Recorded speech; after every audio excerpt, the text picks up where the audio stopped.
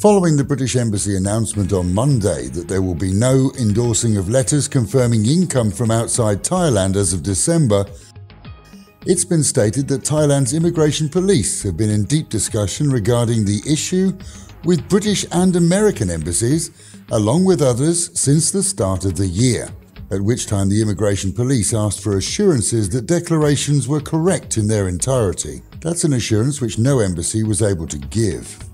The so-called letters are supposed to be statements of fact, declaring that an individual has confirmed and correct income from a country external to Thailand that will support them for the coming year, not necessarily a pension.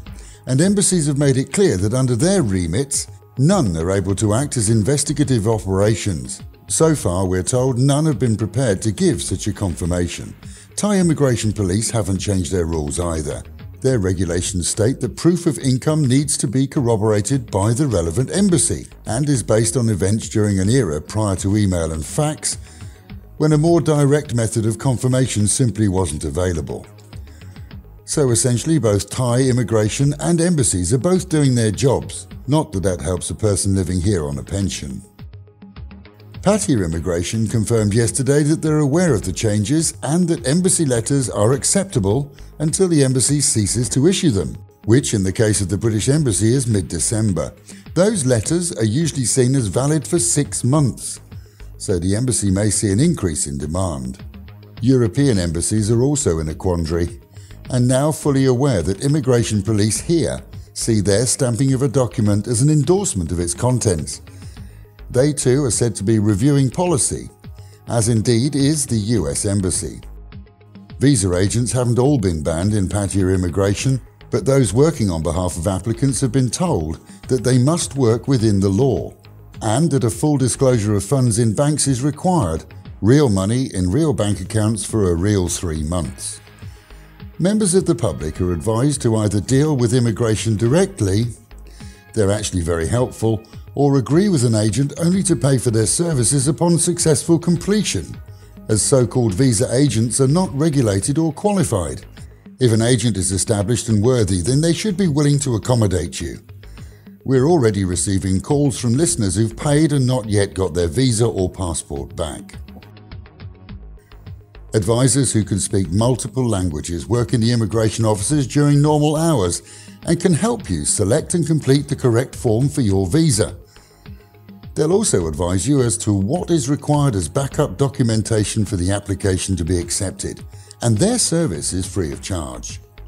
Meanwhile, in other news, Bangkok's main airport was back to normal as of yesterday, following a skid at one of the runways during a storm.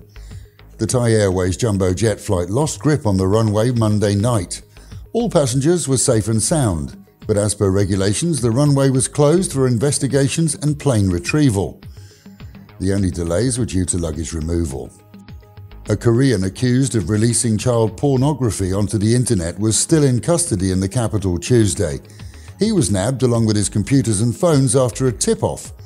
It seems that he'd entered the kingdom 45 times in the past 3 years. That won't be happening anymore. As once expelled, he'll be blacklisted and met by his own police when he's sent back to Korea.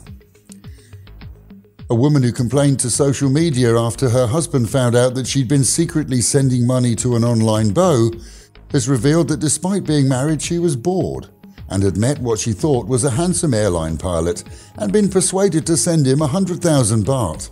The trouble was, of course, that it wasn't him, but a fake profile.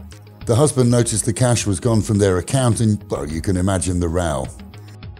Those 3 French tourists who reported being robbed in Koh Samui on a side street of all their valuables, well, they faced jail, as police proved that they had in fact made up their story to make a claim on their travel insurance. Not the hardest of cases to crack, the cops found the missing goods in a hotel room. And with the Met Office promising highs today of around 30, dropping down to 25, a humid and overcast day. That is the local and national news from Fabulous 103 FM. Keeping you in touch with Thailand and of course Pattaya, the city of fun.